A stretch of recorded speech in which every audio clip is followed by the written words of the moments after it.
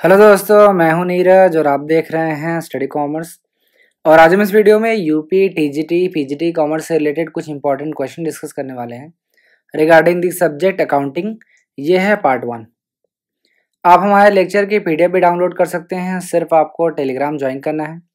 Telegram का link आपको description में मिल जाएगा, या फिर आप इस दिए गए QR कोड को भी स्कैन करके हमें ज्वाइन कर सकते हैं। अब आइए क्वेश्चन डिस्कस करते हैं।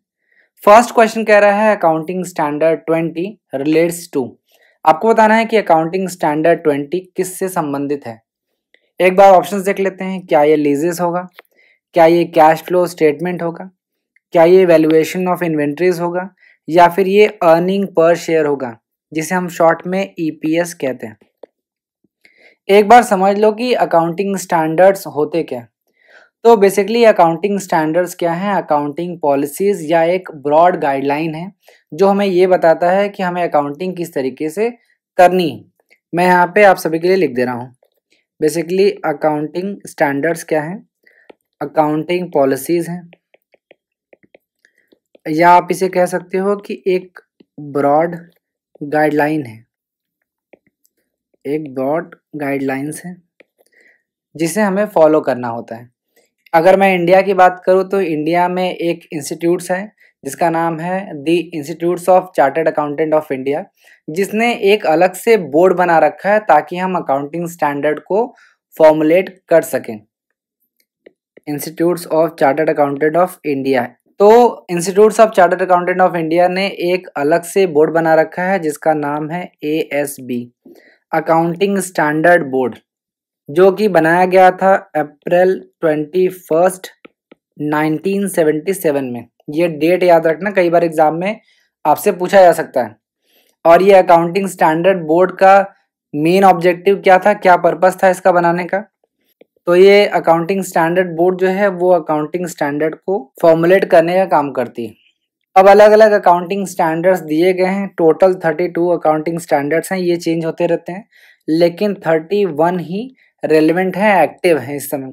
हो सकता है भविष्य में कोई भी अकाउंटिंग स्टैंडर्ड ऐड हो या फिर किसी को भी डिसकंटिन्यू किया जा सकता है। अब देख लेते हैं ऑप्शन में क्या क्या दिया है। फर्स्ट है लीजेस। तो लीजेस दिया गया है अकाउंटिंग स्टैंडर्ड 19 में। कैश फ्लो दिया गया है अकाउंटिंग स्टैंडर्ड 3 में। और वैल्यूएशन ऑफ इन्वेंट्रीज दिया गया है अकाउंटिंग स्टैंडर्ड 2 में। अर्निंग पर शेयर दिया गया है अकाउंटिंग स्टैंडर्ड 20 में। इसके अलावा भाई बहुत सारे इंपॉर्टेंट अकाउंटिंग स्टैंडर्ड्स हैं जो आपको ध्यान में रखने चाहिए, जैसे फिक्स एसेट जो कि दिया गया है अकाउंटिंग स्टैंडर्ड 10 में। इसके बाद है इन्वेस्टमेंट जो कि दिया गया है अकाउंटिंग स्टैंडर्ड 13 में। इसके अलावा कुछ और इम्पॉर्टेंट है जैसे अमलगमेशन जो कि दिया गया है अकाउंटिंग स्टैंडर्ड 14 में। इसके अलावा एक और इम्पॉर्टेंट है इंटेंजिबल एसेट, जो कई बार एग्जाम में आपसे पूछ लिया जाता है, जो कि है अकाउंटिंग स्टैंडर्ड 26। इंटेंजिबल एसेट्स में क्या क्या चीज़ें आएंगी? गुडविल, ट्रेडमार्क, पेटेंट, कॉपीराइट, ये सब सारी चीज़ें इंटेंजिबल एसेट्स में आती हैं। आपको यहाँ पे ये बताना है कि taxes on income. Comment box में आप मुझे ये बताओ कि टैक्सेस ऑन इनकम का अकाउंटिंग स्टैंडर्ड कौन सा है जो कि टैक्सेस ऑन इनकम को डिफाइन करता है। तो वापस से क्वेश्चन पे आते हैं। यहाँ पे अकाउंटिंग स्टैंडर्ड 20 की बात की जा रही है। तो अकाउंटिंग स्टैंडर्ड 20 जो है वो रिलेट करता है EPS से, अर्निंग पर शेयर से। तो फर्स्ट का करेक्ट आंसर हो जाएगा D, अर्निंग पर शेयर। अब आइए नेक्स्ट क्वेश्चन देखते हैं। Which of the following is correct. आपके सामने कुछ अकाउंटिंग इक्वेशन दिया गया है और आपको करेक्ट अकाउंटिंग इक्वेशन बताना है। एक बार देख लेते हैं। फर्स्ट है liability is equal to asset plus capital. Next है assets is equal to liabilities minus capital. Next है capital is equal to assets minus liabilities. Next है capital is equal to assets plus liabilities. तो इसको याद रखने का एक simple formula है ACL। आपके सामने तीन ही चीजें हैं, एसेट्स है, कैपिटल है और लायबिलिटीज है। तो उसको हमेशा आप क्रोनोलॉजिकल ऑर्डर में रखो, जैसे A के बाद B आता है, B के बाद C आता है, तो इस सीक्वेंस में ही आपको रखना है। तो एसेट्स इज इक्वल टू क्या हो जाएगा? C plus L। ध्यान रखना कि एसेट्स में हमेशा कैपिटल और लायबिलिटी ऐड होता है। जैसे ए प्लस, आप याद रखते हो ना कि आपको ए प्लस ग्रेड मिला है, तो हमेशा ये याद रखना कि एसेट्स में हमेशा प्लस होगा और बाकी दोनों में माइनस होगा। तो assets is equal to capital plus liability, और कैपिटल इज इक्वल टू क्या होगा, एसेट्स माइनस लायबिलिटी, और लायबिलिटी इज इक्वल टू क्या होगा, एसेट्स माइनस कैपिटल। ये तीन इक्वेशन बहुत ज़्यादा इंपॉर्टेंट है, ये आपको पता होना चाहिए। अब एक एक करके देख लेते हैं। फर्स्ट हमने क्या बताया, asset is equal to capital plus liability. तो एसेट्स का देख लेते हैं, assets is equal to liability minus capital, जबकि यहाँ होना क्या चाहिए, प्लस होना चाहिए, तो ये भी आपका इनकरेक्ट हो जाएगा।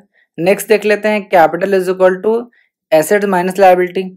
तो यहाँ पे सी का ऑप्शन देखिए, कैपिटल इज इक्वल टू क्या दिया गया है, एसेट माइनस लायबिलिटी, यानी कि ये सही है। डी वाला देख लेते हैं, एसेट्स प्लस, यहाँ पे प्लस दिया गया है तो ये इनकरेक्ट है, क्योंकि माइनस होगा, एसेट्स माइनस लायबिलिटी होगा। लायबिलिटी का एक बार देख लेते हैं, liability is equal to assets minus capital, यहाँ पे प्लस दिया गया है तो ये भी इनकरेक्ट है। तो सेकंड क्वेश्चन का करेक्ट आंसर हो जाएगा सी। अब आइए नेक्स्ट क्वेश्चन देखते हैं। सैलरीज ऑफ ₹50,000 पेड टू अमन शर्मा। अमन शर्मा को सैलरी 50,000 रुपये पेड की गई है। In this transaction which account should be debited. आपको बताना है कि ये जो ट्रांजैक्शन हुआ है सैलरी पेड टू अमन शर्मा, इसमें कौन से अकाउंट को हम डेबिट करेंगे। एक बार ऑप्शन देख लेते हैं, क्या ये अमन शर्मा अकाउंट होगा, क्या ये कैश अकाउंट होगा, क्या ये सैलरी अकाउंट होगा, या फिर ये बैंक अकाउंट होगा। देखिए टीजीटी पीजीटी में जर्नल से कई बार क्वेश्चंस पूछे गए हैं, तो आपको जर्नल एंट्री बहुत अच्छी तरीके से पता होनी चाहिए। अगर आपको जर्नल एंट्री नहीं पता तो आप वापस से जाके बेसिक्स पढ़ लो। यहाँ पे मैं कोशिश करूँगा कि आपको थोड़ी सी चीज़ें बता दूँ। तो यहाँ पे सैलरी पे किया जा रहा है अमन शर्मा को, तो जनरल एंट्री क्या होगा, सैलरी अकाउंट डीआर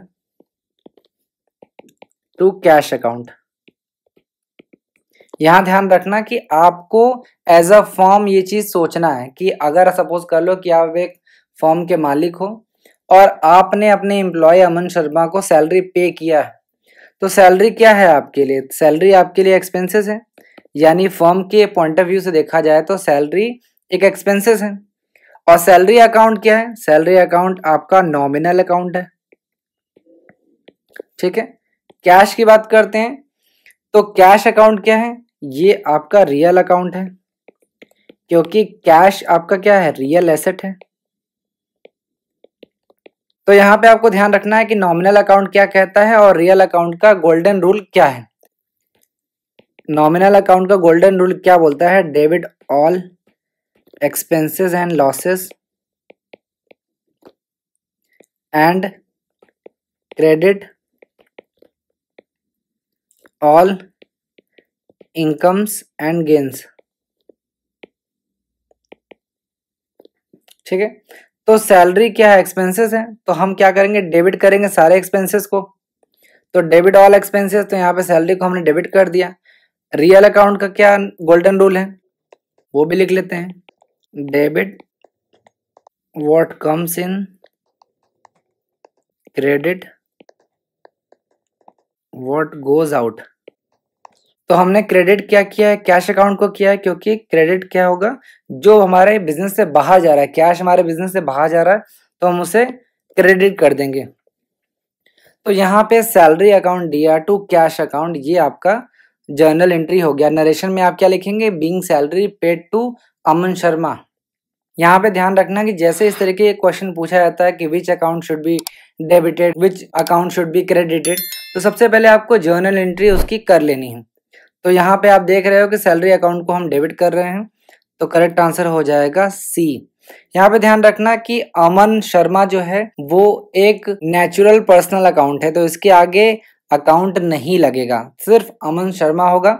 और भी अगर आप डिटेल में चाहते हो कि मैं जर्नल एंट्री पे भी डिटेल लेक्चर लेके आऊँ तो आप मुझे कमेंट बॉक्स में बता सकते हो। तो थर्ड का करेक्ट आंसर हो जाएगा सी, सैलरी अकाउंट। अब आइए नेक्स्ट क्वेश्चन देखते हैं। A and B are partners in a firm sharing profits in the ratio of 3:2। A और बी जो हैं वो किसी फर्म में पार्टनर्स हैं और 3:2 के रेशियो में वो प्रॉफिट को शेयर करते हैं। They admit C as a partner for 1/3 share in profits of the firm. इन्होंने सी को एडमिट कर लिया है 1/3 शेयर के लिए। यहाँ पे ध्यान रखना कि ए और बी का जो रेशियो है वो है 3:2। इसको आप इस तरीके से भी लिख सकते हैं कि ए का शेयर कितना है 3/5 और बी का कितना शेयर है 2/5। इस तरीके से भी आप लिख सकते हैं। आगे कह रहा है the new profit sharing ratio of A B and C is. आपको ए बी सी का न्यू प्रॉफिट शेयरिंग रेशियो बताना है। तो सपोज कर लेते हैं कि let profit of the firm be ₹1। मान लेते हैं कि फर्म का जो प्रॉफिट है वो ₹1 है। अब रिमेनिंग प्रॉफिट निकाल लेते हैं। रिमेनिंग प्रॉफिट कैलकुलेट कर लेते हैं। तो ₹1 टोटल प्रॉफिट है और सी का हिस्सा निकाल लेते हैं। तो कितना हो जाएगा 2/3। 2/3 कैसे आए, इसको 1/1 लिख सकते हैं।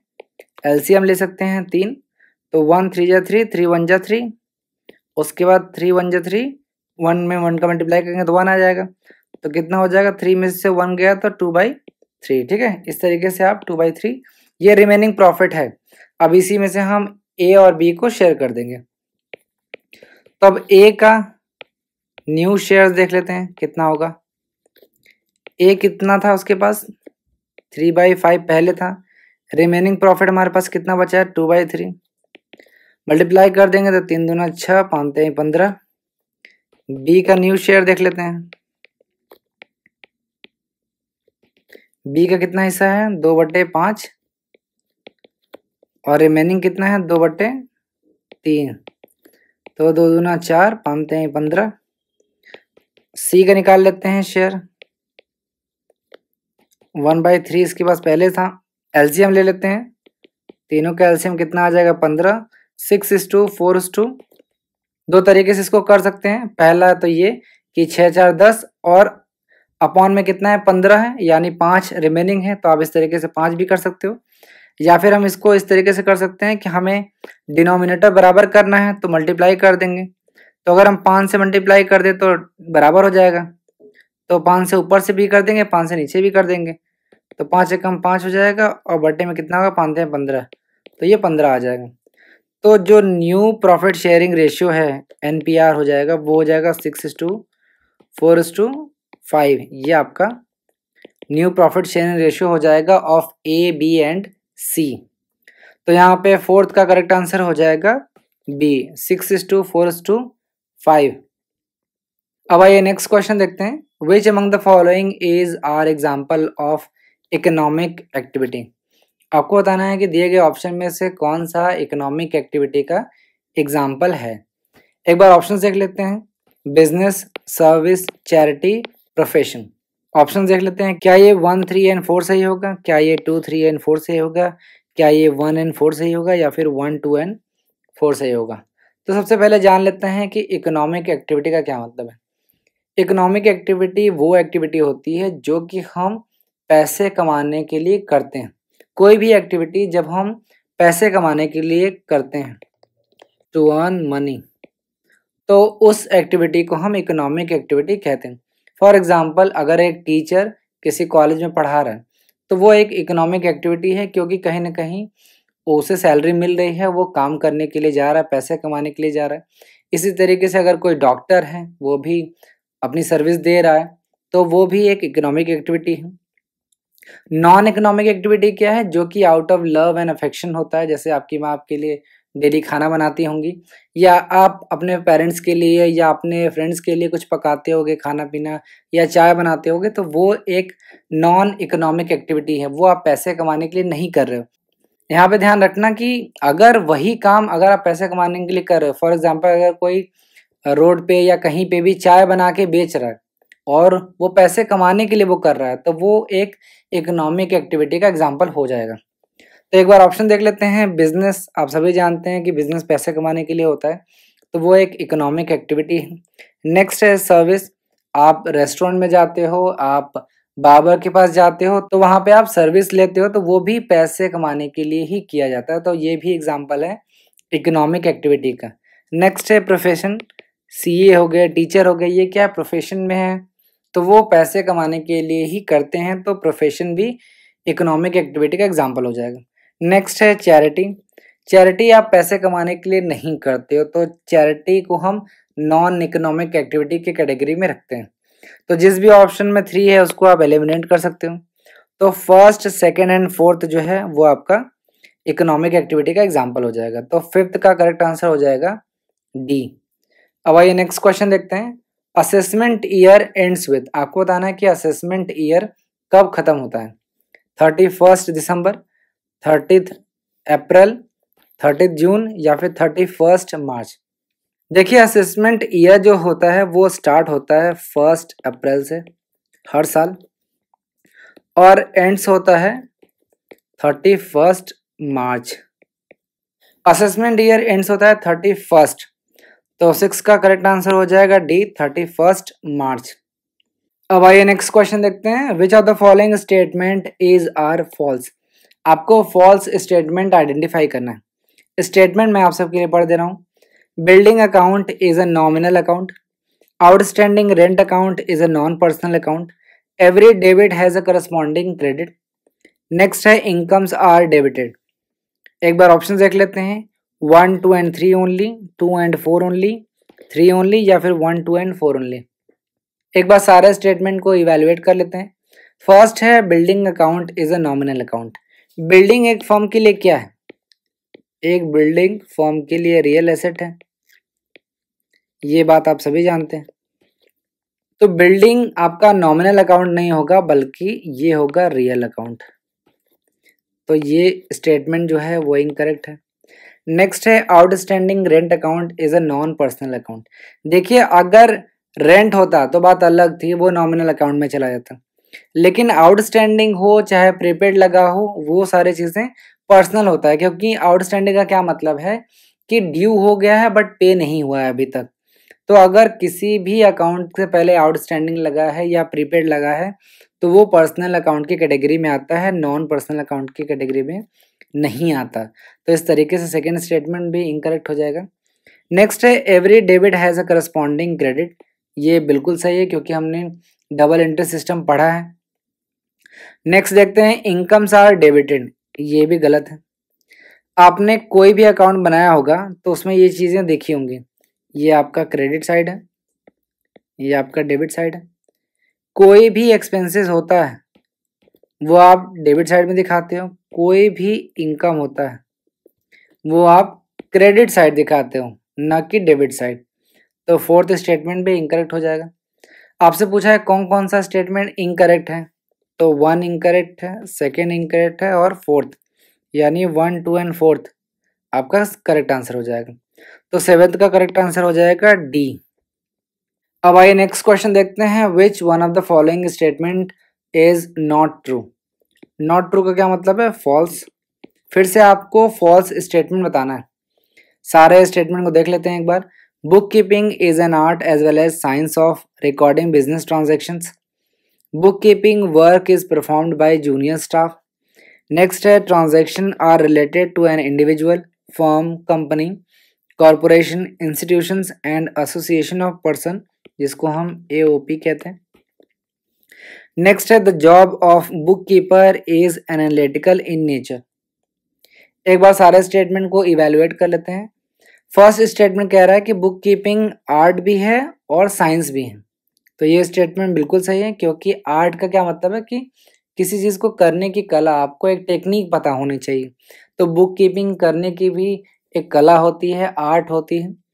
और साइंस इसलिए है क्योंकि वो एक प्रॉपर स्ट्रक्चर, एक प्रॉपर गाइडलाइन उसमें फॉलो होती है, सर्टेन रूल्स एंड रेगुलेशन हैं, उनको हमें फॉलो करना होता है जब हम अकाउंटिंग करते हैं। तो इस तरीके से बुक कीपिंग जो है वो आर्ट और साइंस दोनों है।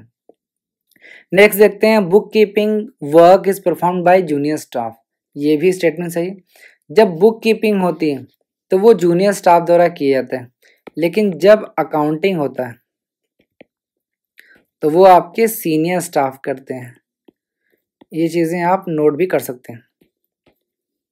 नेक्स्ट है transaction are related to an individual, firm, company, corporation, institutions and association of person. तो ये भी स्टेटमेंट बिल्कुल सही है।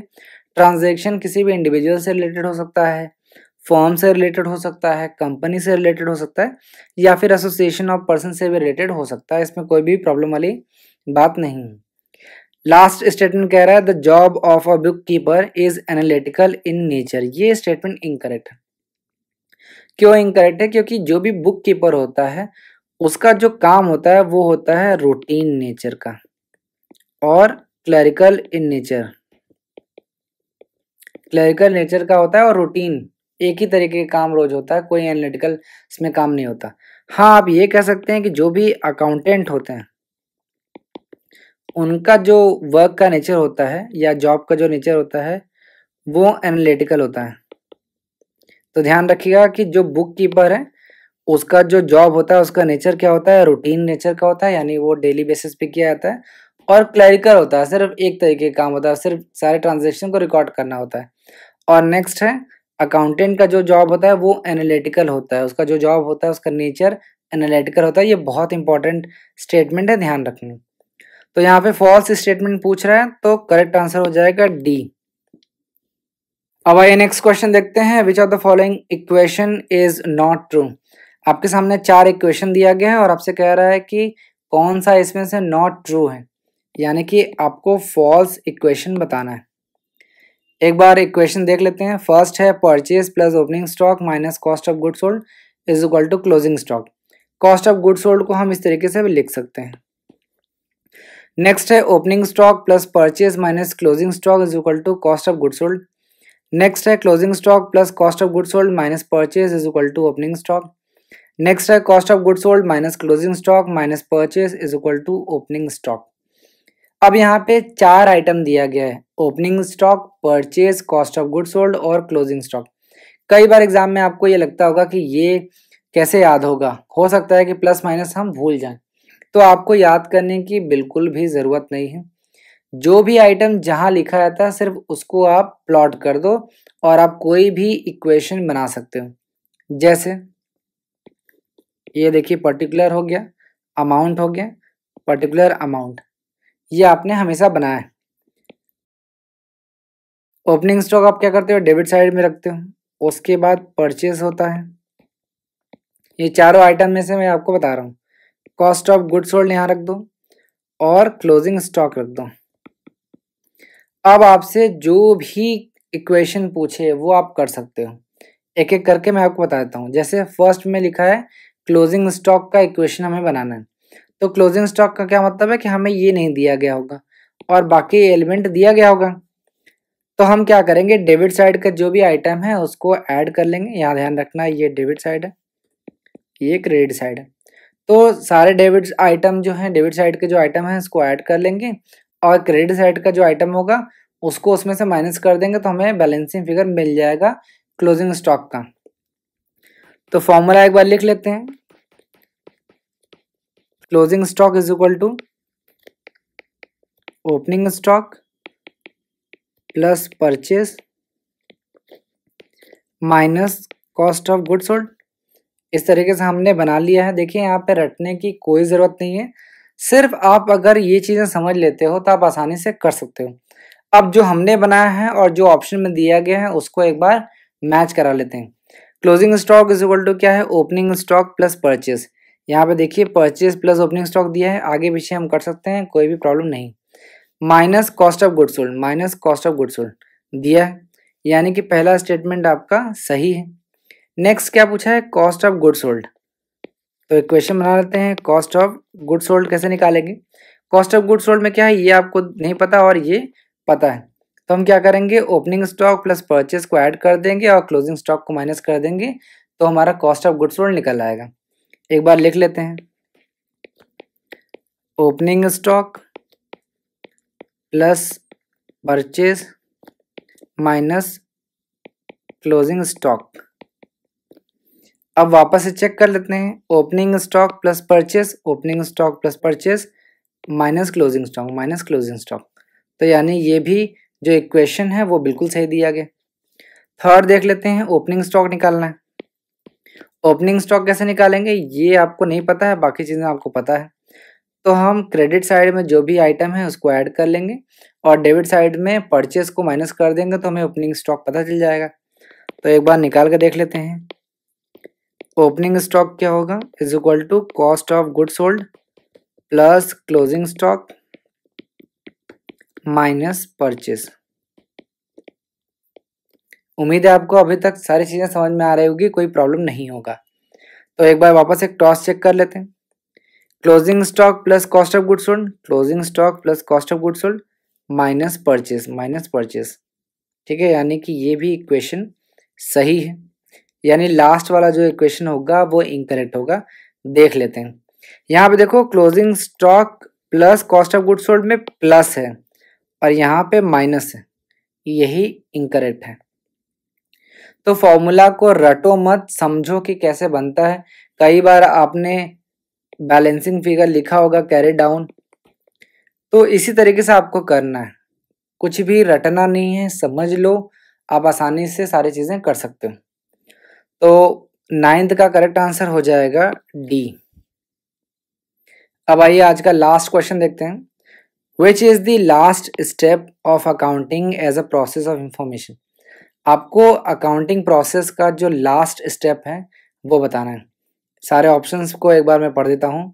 Recording of data in the books of accounts, preparation of summaries in the form of financial statements, communication of information, analysis and interpretation of information. तो एक बार steps of accounting के बारे में समझ लेते हैं। तो टोटल 8 स्टेप्स हैं अकाउंटिंग में। फर्स्ट है आइडेंटिफाइंग, सेकंड है मेजरिंग, थर्ड है रिकॉर्डिंग, फोर्थ है क्लासिफाइंग, फिफ्थ है समराइजिंग, सिक्स है एनालाइजिंग, सेवेंथ है इंटरप्रेटिंग और एट्थ और लास्ट है कम्युनिकेटिंग। तो यहाँ पे ध्यान रखना कि फर्स्ट स्टेप जो है वो आइडेंटिफाइंग है और लास्ट स्टेप जो है वो है कम्युनिकेटिंग। अब सारे स्टेप्स को समझ लेते हैं एक बार। फर्स्ट है आइडेंटिफाइंग। आइडेंटिफाइंग का क्या मतलब है कि हमें कुछ आइडेंटिफाई करना है। आइडेंटिफाई हम क्या करेंगे, ट्रांजैक्शंस को करेंगे, जो भी लेन देन हुआ है, एंड इवेंट्स। जो भी बिजनेस में ट्रांजैक्शन हो रहा है, लेन देन हो रहा है या फिर इवेंट्स हो रहा है, सबसे पहले हम वो आइडेंटिफाई करेंगे। नेक्स्ट है मेजरिंग। इसका मतलब है कि हमने जो भी ट्रांजैक्शन को आइडेंटिफाई किया है उसे हमें मापना है, मेजर करना है। तो हम कोई भी एक कॉमन मेजरमेंट टर्म यूज कर लेंगे, कॉमन मेजरमेंट टूल यूज कर लेंगे। फॉर एग्जाम्पल इंडिया में हम करेंसी कौन सी यूज करते हैं, रुपी। तो हम रुपीज में जो ट्रांजैक्शन है उसको मेजर करेंगे। इसी तरीके से यूएस में डॉलर में कर सकते हैं या फिर अलग अलग कंट्री की अलग अलग करेंसी होती है। इंडिया में हम रुपी को यूज करते हैं। नेक्स्ट है रिकॉर्डिंग। अब जो भी ट्रांजैक्शन हमने आइडेंटिफाई किया है उसे हम रिकॉर्ड करेंगे। रिकॉर्ड कैसे करेंगे, ऑर्डरली मैनर में, यानी कि एक ऑर्डर में करेंगे। जैसे जैसे चीजें होती जाएंगी वैसे वैसे हम रिकॉर्ड करते जाएंगे, जिसे हम बोलते हैं क्रोनोलॉजिकल ऑर्डर। क्रोनोलॉजिकल ऑर्डर जिसको बोलते हैं, जैसे 1 2 3 4 5 6 इस तरीके से होगा। और ये हम किस में करते हैं, जर्नल में। ये आपको चीजें अभी तक पता होंगी। अब नेक्स्ट बात करते हैं क्लासिफाइंग की। क्लासिफाइंग में हम क्या होता है कि जो भी हमने ट्रांजैक्शन को रिकॉर्ड किया उसे हम किसी एक ग्रुप में डाल देते हैं। जैसे सिमिलर टाइप के जो ट्रांजैक्शन होते हैं उन्हें हम एक प्लेस में कर देते हैं। तो यहाँ ध्यान रखना, वन प्लेस में हम चीज़ों को कर देते हैं। लेजर आपको पता ही होगा। तो लेजर में हम क्या करते हैं कि सिमिलर तरीके के जो ट्रांजैक्शन होते हैं उन्हें हम एक जगह कर देते हैं। जैसे राम का अकाउंट है तो राम से रिलेटेड जो भी ट्रांजैक्शन है उसको एक जगह कर देंगे, कैश से रिलेटेड है तो उसे एक जगह कर देंगे। यानी सिमिलर टाइप ऑफ ट्रांजैक्शन को हम एक प्लेस पे कर देते हैं, इसे हम क्लासिफाइंग कहते हैं। नेक्स्ट है समराइजिंग। समराइजिंग का क्या मतलब है, हमें एक समरी बनाना है, एक ब्रीफ इंफॉर्मेशन इकट्ठा करना है। क्यों करना है, ताकि जो भी यूजर्स हैं उनके लिए वो यूजफुल हो। जैसे हम फाइनेंशियल स्टेटमेंट प्रिपेयर करते हैं, जैसे हम इनकम स्टेटमेंट प्रिपेयर करते हैं, तो वो क्या एक समरी होता है। मैं यहाँ पर लिख दे रहा हूँ, इनकम स्टेटमेंट बनाना अभी तक क्या हुआ है इसका एक समरी बनाना, बैलेंस शीट बनाना। बैलेंस शीट क्या है, एक समरी है जिसमें आपने साल भर में बताया कि आपकी एसेट कितनी है, लायबिलिटी कितनी है, ये सब सारी चीज़ें आप बताते हो। इसके अलावा कैश फ्लो स्टेटमेंट भी इसी में आता है।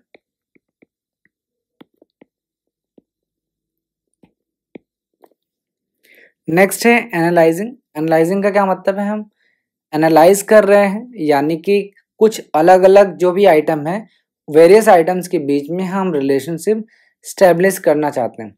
एनालाइजिंग का जो मेन पर्पस होता है वो होता है to identify the financial strength and weaknesses of the enterprise. यहाँ ध्यान रखना कि जो भी फाइनेंशियल स्ट्रेंथ है फर्म की या फिर जो भी एंटरप्राइज है, उसकी स्ट्रेंथ और वीकनेसेस को हमें एनालाइज करना होता है, पता करना होता है। ठीक है, यहाँ पे ध्यान रखना एंटरप्राइज या फिर फर्म की बात हो रही है। नेक्स्ट है इंटरप्रेटिंग। इंटरप्रेटिंग समझने से पहले आप ये समझ लो कि स्टार्टिंग के ये जो 6 स्टेप्स हैं, ये आपके जो भी मशीन है, जैसे इलेक्ट्रॉनिक डेटा प्रोसेसिंग डिवाइसेस है, इनके द्वारा ये सारे फंक्शंस किए जाते हैं। जैसे आपने टैली सॉफ्टवेयर सुना होगा, तो स्टार्टिंग की जो 6 स्टेप्स हैं वो मशीनों द्वारा किया जाता है, जिसे हम बोलते हैं कि इलेक्ट्रॉनिक डेटा प्रोसेसिंग डिवाइसेस के द्वारा ये सारी चीज़ की जाती हैं। लेकिन जो इंटरप्रेटिंग होता है ये सिर्फ ह्यूमंस के द्वारा किया जाता है। बेसिकली जो अकाउंटेंट होते हैं, जो क्वालिफाइड अकाउंटेंट होते हैं, वो इंटरप्रेट करते हैं चीज़ों को। तो इंटरप्रेटिंग में हम क्या करते हैं कि जो भी हमने रिलेशनशिप इस्टेब्लिश किया है उसको हम एक्सप्लेन करते हैं। समझ में आ रहा है आपको कि जो भी हमने रिलेशनशिप अभी इस्टेब्लिश किया है, हम उसको एक्सप्लेन करते हैं, उसकी मीनिंग को, उसके सिग्निफिकेंस को हम एक्सप्लेन कर रहे हैं कि जो हम कहने की कोशिश कर रहे हैं उसका मतलब क्या है, उसकी इम्पोर्टेंस क्या है। तो इंटरप्रेटिंग में एक चीज़ ध्यान रखिएगा कि अकाउंटेंट का काम सिर्फ ये नहीं है कि क्या हुआ है उसे एक्सप्लेन करना, बल्कि उसकी ये भी रिस्पॉन्सिबिलिटी है कि उसे ये भी बताना चाहिए कि जो भी चीज़ हुई है वो क्यों हुई है अकाउंट्स में, और क्या कोई स्पेशल कंडीशन में कोई और चीज़ हो सकता है, ये भी बताना अकाउंटेंट का काम होता है। तो इंटरप्रेटिंग का क्या मतलब है, जो भी रिलेशनशिप हमने इस्टेब्लिश किया है उसको एक्सप्लेन करना, और ये अकाउंटेंट करता है। नेक्स्ट है कम्युनिकेटिंग। कम्युनिकेटिंग जो है वो अकाउंटिंग जो प्रोसेस है उसका लास्ट स्टेप होता है, यानी कि हमने जो भी इंफॉर्मेशन को समरी बनाया है, उसका एनालिसिस किया है, उसको इंटरप्रेट किया है, अब वक्त आ गया है कि हम जो भी हमारे यूज़र्स हैं उनको ये इंफॉर्मेशन ट्रांसमिट करें, यानी आप बता दें। ट्रांसमिट करना, जो भी हमारे यूज़र्स हैं, जो भी रेलेवेंट यूज़र्स हैं, उनको हम बता दें ताकि जो भी वो डिसीजन लेना चाहते हैं, जो भी रैशनल डिसीजन वो लेना चाहते हैं वो ले सकें। यहाँ पे ध्यान रखना कि यूज़र्स कोई भी हो सकता है, आपने इंटरनल यूज़र और एक्सटर्नल यूज़र के बारे में पढ़ा होगा। तो it could be management, creditor, investors, employees और कस्टमर्स को। तो यूज़र्स में हम जनरली मैनेजमेंट को, क्रेडिटर्स को, इन्वेस्टर्स को, एम्प्लॉय को या कस्टमर्स को भी इंक्लूड कर सकते हैं। तो कम्युनिकेशन में हम जो भी इम्पॉर्टेंट इंफॉर्मेशन है उसे हम ट्रांसमिट करते हैं ताकि जो भी इम्पॉर्टेंट यूज़र, जो भी रेलेवेंट यूज़र्स हैं, उस इंफॉर्मेशन का यूज़ करके वो एक अच्छा डिसीजन ले सके, एक रैशनल डिसीजन ले सके। तो ये है स्टेप्स ऑफ अकाउंटिंग। अब वापस से क्वेश्चन पे आ जाते हैं, सारे स्टेटमेंट को एक बार फिर से इवेलुएट कर लेते हैं। तो फर्स्ट स्टेप हो जाएगा रिकॉर्डिंग ऑफ डेटा, ये आपका फर्स्ट स्टेप हो जाएगा ए। नेक्स्ट हो जाएगा preparation of summaries in the form of financial statement, ये सेकंड स्टेटमेंट हो जाएगा आपका। थर्ड हो जाएगा analysis and interpreting of information, और लास्ट स्टेप हो जाएगा कम्युनिकेशन ऑफ इंफॉर्मेशन। तो 10th का करेक्ट आंसर हो जाएगा सी, कम्युनिकेशन ऑफ इंफॉर्मेशन।